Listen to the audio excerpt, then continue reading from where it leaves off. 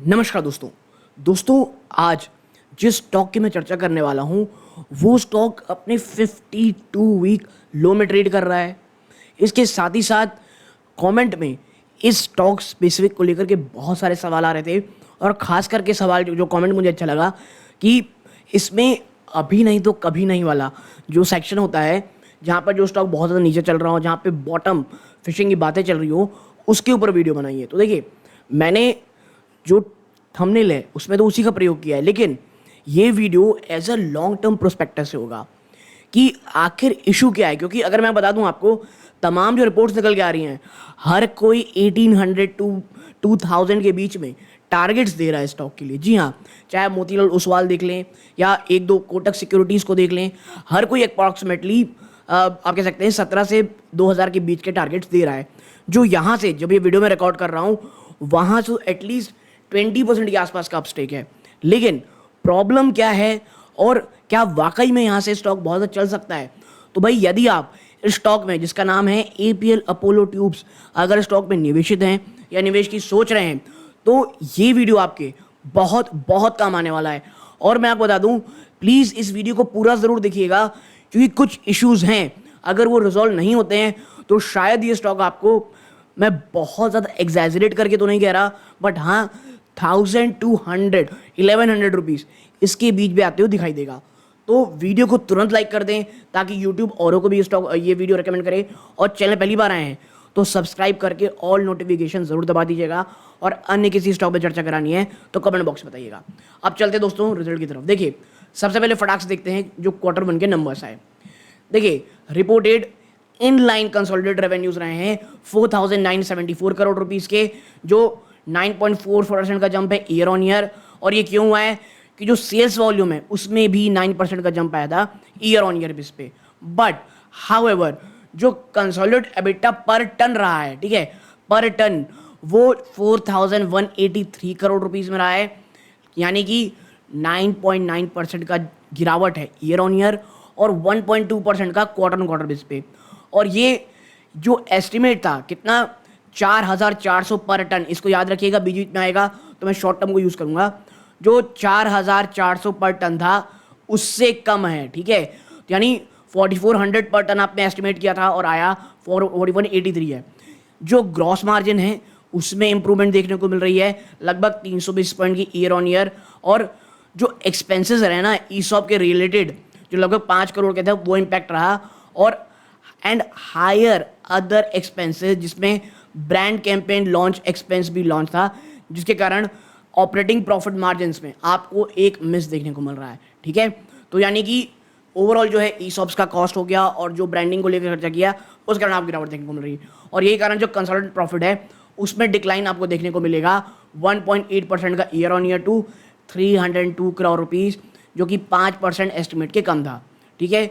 जो interest expenses है वो एक्सपेक्टेशन से कम रहा। और जो tax related led to in line consolidated PAT, और जो टैक्स रिलेटेड खर्चे थे उसको कम होने के कारण जो प्रॉफिट आफ्टर टैक्स आया ये इन लाइन था, ऑलमोस्ट फ्लैट था, देखिए ईयर ऑन ईयर बेस पे, टू 193 करोड़ रुपीज़।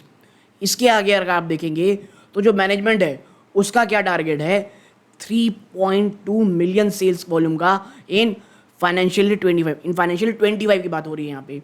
और जो सेकेंड हाफ है ना वो स्ट्रांग रहने की बात कही जा रही है। और उन्होंने जो अपना 20 से 25% का ईयर ऑन ईयर ग्रोथ का टारगेट था 2026 का, उसे रिटेन किया है। कंपनी जो कैपेसिटी टारगेट है 5 मिलियन टन्स का आने वाले 1 से सवा साल में, 12 से 15 महीने तो आप 1 सवा साल कह सकते हैं, वो अभी भी अनचेंज है। जो 4.5, जो करेंटली 4.5 मिलियन टन है, यानी 4.5 मिलियन अभी है, आने वाले 1 सवा साल में वो 5 मिलियन टन हम कर देंगे, ठीक है। इसके साथ ही साथ जो दो बड़ी चीज़ें हैं, क्या, जो रैंप अप किया गया है नए कमीशन रायपुर और दुबई प्लांट में, इन दोनों के ऊपर एक एक करके आऊँगा मैं लाइट में, बट अभी थोड़ा सा बस टच कर रहे हैं, ठीक है। ये एक्सपेक्ट किया जा रहा है कि ये कंपनी का जो ₹5000 एबिटा पर टन है उससे अचीव करने में हेल्प करेगा।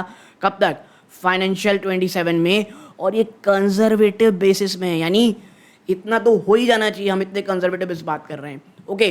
तो ओवरऑल जो Q1 में जो भी इश्यूज थे वो आपके कंप्लीट हो चुके होंगे।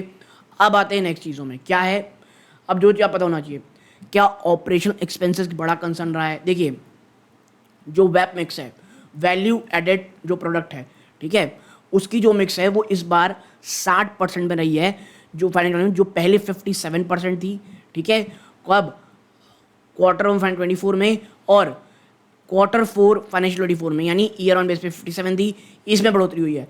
और ये जो वेब का मिक्स जो किया गया है ना, ये ईयर ऑन इम्प्रूवमेंट किया गया। और क्यों किया गया है, ये कैसे हुआ है, कि जो रैंप अप किया गया ना रायपुर और दुबई प्लांट में, उसके कारण, ठीक है। इतना ही नहीं, जो ग्रॉस प्रॉफिट पर मिलियन टन है, ठीक है, वो कहाँ रहा है 9772 में, कितना 4% का अप ईयर ऑन बेस पे और 5% क्वार्टर पे। क्यों, क्योंकि फेबलेट बाई जो प्रोडक्ट मिक्स रखा गया वो बहुत ज़्यादा फेवरेबल था, ठीक है। और यहाँ पे हम चर्चा करें ब्रांडिंग की, तो ये चीज़ ध्यान में रखिएगा कि भाई कंपनी जो वैप है, और देखिए वैप का यूज़ आप करते हैं ना तो आपका मार्जिन अच्छे होते हैं, ठीक है। अब आप देखेंगे जैसे फ्लैट फैट रहा है, हम चर्चा कर चुके हैं। अब बात कर लेते हैं जो नए एक्सपेंशन प्लान है, जो पहले कह रहा था। देखिए जो इनका नया रायपुर का प्लांट है, उसकी जो कैपेसिटी यूटिलाइजेशन है उसमें 61% का जंप आया है, ठीक है। और जो करंट दुबई प्लांट है दोस्तों, उसकी यूटिलाइजेशन कितनी रही है, 30% में रखी है। और विथ ऑल जो चारों मील हैं दोस्तों वो ऑपरेशन है। और जो दुबई का प्लांट है ये लगभग फाइनेंशियल 25 तक 50% अपनी रीच को लगभग प्रोड्यूस करने लगेगा। और जबकि जो नया रायपुर का प्लांट है ये एक्सपेक्ट किया जा रहा है 70 से 75% अपनी यूटिलाइज कैपेसिटी शुरू कर देगा, ठीक है। तो आप समझिए आने वाले समय में क्यों एपीएल अपोलो इतनी ज़्यादा कॉन्फिडेंट है अपने जो ग्रोथ प्रोस्पेक्टस को लेकर के। इसके साथ ही साथ एपीएल प्लान कर रहा है एक नए प्लांट की, कहाँ पर, अहमदाबाद में, जो प्रीवियसली अनाउंस किया गया था सिलीगुड़ी में, एंड गोरखपुर में आने वाले 12 से 15 महीने में। और to reach 5 million tonne capacity 525, जो मैंने कहा था कि 5 मिलियन टन की कैपेसिटी की बात हम कर रहे हैं, वो इसीलिए कॉन्फिडेंट है कंपनी आने वाले 1 से सवा साल में, क्योंकि एक तो हो गया अहमदाबाद में और दूसरा गोरखपुर में, ये 2 जगह में वो आ जाएगी। और देखिए दोनों की जो जगह, एक एक्सट्रीम वेस्टर्न इंडिया है गुजरात के आसपास, और एक है हमारा गोरखपुर जो नेपाल बॉर्डर के आसपास, नेपाल बॉर्डर में ही पड़ता है आप सब कह सकते हैं, ठीक है। भाई योगी जी जहाँ से आते हैं, मुख्यमंत्री साहब जहाँ से आते हैं, ठीक है। तो आगे बढ़ते हैं, अब बात कर लेते हैं थोड़ी सी कह सकते हैं चीज़ों की जो आपको थोड़ा ध्यान में रखना पड़ेगा। क्या है वो, सेक्टरल व्यू क्या है। तो देखिए जो स्ट्रक्चरल स्टील ट्यूब है ना, उसका जो मार्केट साइड है वो 12% के कैगर से बढ़ रहा है, ठीक है, क्लॉक कर रहा है 2023 से 30 के अंत तक कहा जा रहा है, ठीक है। क्यों, क्योंकि जो डिमांड आएगी ना कंस्ट्रक्शन प्रोजेक्ट से वो बहुत ज़्यादा बढ़ेगी, ठीक है। तो उसके पहले ये जो गिरावट हो रही है, और मैं इसीलिए कह रहा हूँ एसआईपी मोड के लिए एक अच्छा स्टॉक है, लेकिन याद रखिएगा ये एक साइक्लिकल कह सकते हैं, सिक्लिकल चीज़ें रहती हैं। अब आप देखेंगे कि जो स्ट्रक्चरल स्टील ट्यूब का मार्केट है वो क्या पोस्ट किया है 7% कैगर 2017 से 19 तक, और एस्टिमेट ये किया जा रहा है and is estimated at 4 million tonne in आप कह सकते हैं 2019 में। डिमांड आउटलुक आप देखोगे ये काफ़ी मजबूत दिखती है।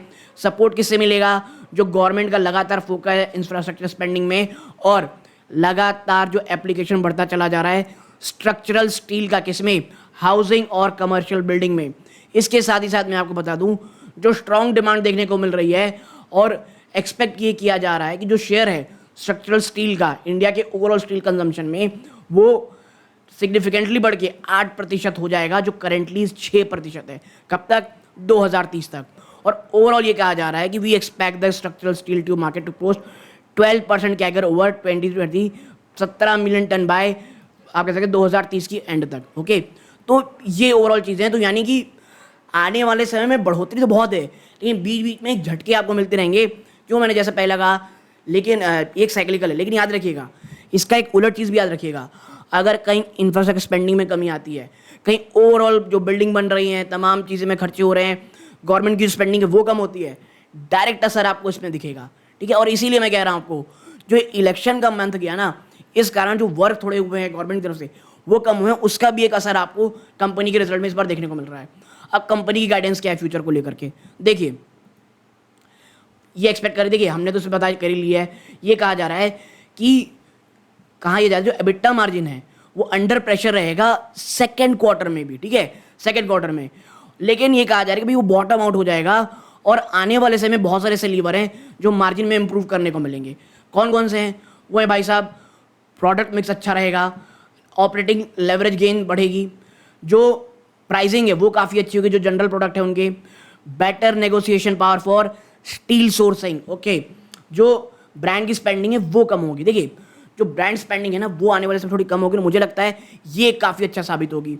और जो कॉस्ट रियलाइजेशन है वो लगातार ठीक हो रही है, तो ओवरऑल जब इफिशिएंसी बढ़ेगी तो आपको वहाँ फ़ायदा होगा। ठीक है, जो नेट डेट है वो थोड़ी बहुत बढ़ी है, इंक्रीज स्लाइटली, क्यों? वर्किंग कैपिटल में 3 दिन की बढ़ोतरी हुई है, और कहा यह जा रहा है कि फाइनेंशियल 25 के अंत तक ये ज़ीरो नेट डेट हो जाएगी। और मैं बता दूं, जिस दिन ये कंपनी ज़ीरो नेट डेट अगर हो गई इफ़, तो स्टॉक यहाँ से बहुत तेज भागेगा और उसे कोई नहीं रोक सकता। ओके, नेक्स्ट है कि भैया फ्यूचर क्या है कंपनी में। तो देखिए जो एपीएल का प्रेजेंस है, जो इनका नीश बिजनेस में, वो फर्स्ट मूवर एडवांटेज रखता है, क्योंकि कंपनी ने इंट्रोडक्ट किया था क्या? इनोवेशन, फर्स्ट ऑफ इस काइंड प्रोडक्ट। कहाँ पर? स्ट्रक्चरल स्टील ट्यूब स्पेस में। और जो अर्निंग क्वालिटी है वो काफ़ी इंप्रूव हुई है, बेटर मार्जिन रहा है, रिटर्न इक्विटी प्रोफाइल अच्छी रही है, और ये आने वाले समय में एक्सपेक्ट किया जा रहा है कि इसकी वैल्यूएशन को इंप्रूव ही करेगी। इसके साथ ही साथ मैं आपको बताऊं, 1 मिनट, जो बहुत सारे रैंप अप किए गए, जो मैंने बताया, रायपुर प्लांट, फिर दुबई प्लांट, ये वैल्यू एडेड कैपेसिटी बढ़ाएगी और एक्सपेक्टेड टू ड्राइव वॉल्यूम्स और ऑपरेशनल प्रॉफिटेबिलिटी बढ़ेगी आने वाले समय में। और a reduction in spread with secondary scrap steel players provide an opportunity, क्यों? To gain market share in its general product. ठीक है, इसके साथ ही साथ 2027 तक की जो अर्निंग है, ठीक है, वहाँ पर कंपनी ये कहती है, अर्निंग इनटू द नोट, हम ये मानते हैं कि जो एपीएल है वो अपना जो रेवेन्यू है, ऑपरेटिंग प्रॉफिट है और नेट प्रॉफिट है, वो कितने 26% से रेवेन्यू बढ़ेगा, ऑपरेटिंग प्रॉफिट 28% से, नेट प्रॉफिट 33% से 24 से लेकर 27 के अंत तक। तो देखिए ग्रोथ की अपॉर्चुनिटी बहुत है, बहुत सारी चीज़ें यहाँ पे वही कह रहा है कि भाई आने वाले समय में जो लीवर्स हैं वो क्या हैं। अब अगर हम लेवल्स की चर्चा करें जो आपकी दिमाग में होनी चाहिए, तो देखिए जो पिछला हफ्ता गया है उसके ट्रेडिंग वीक के हिसाब से अगर आप पॉइंट निकालेंगे तो आप पाएंगे, देखिए करंटली तो ट्रेंड बियरिश है, तमाम चीज़ें बियरिश है, चाहे वो मूविंग एवरेज हो, टेक्निकल इंडिकेटर हो या मूविंग एवरेज क्रॉसओवर हो। कंपनी का आप देखेंगे जो फिबोनाची है उसके हिसाब से 1400 के नीचे पहले, देन 1387, देन 1369, और क्लासिक से अगर आप देखोगे तो 1369 सेकेंड है और उसके बाद 1339। आप सिंपल मूविंग एवरेज अगर देखेंगे लास्ट वीक जो ट्रेडिंग सेशन रहा है उसके हिसाब से जो 5 डेज का समय है वो 1427 है, 10 डेज का 1493 है, और आप देखेंगे 100 डेज का 1398 है, और 200 डे EMA है, SMA है, वो 190 है। और मुझे लगता है अगर ये टूटा ना तो बहुत ज़्यादा परेशानी होगी। तो मुझे ये लगता है APL में इस लेवल में अगर आप एक्यूमुलेशन स्टार्ट करना चाहते हैं, आप अगर करें ना करें इट्स अप टू यू, आप वित्तीय सलाह ज़रूर लीजिए, बट एटलीस्ट आपके वॉच लिस्ट में ज़रूर ये स्टॉक होना चाहिए, क्वालिटी स्टॉक है। ठीक है, तो आप यहाँ तक जुड़े रहे, इस बात का बहुत बहुत धन्यवाद दोस्तों। प्लीज़ वीडियो को लाइक करके चैनल सब्सक्राइब जरूर कीजिएगा। जय हिंद दोस्तों।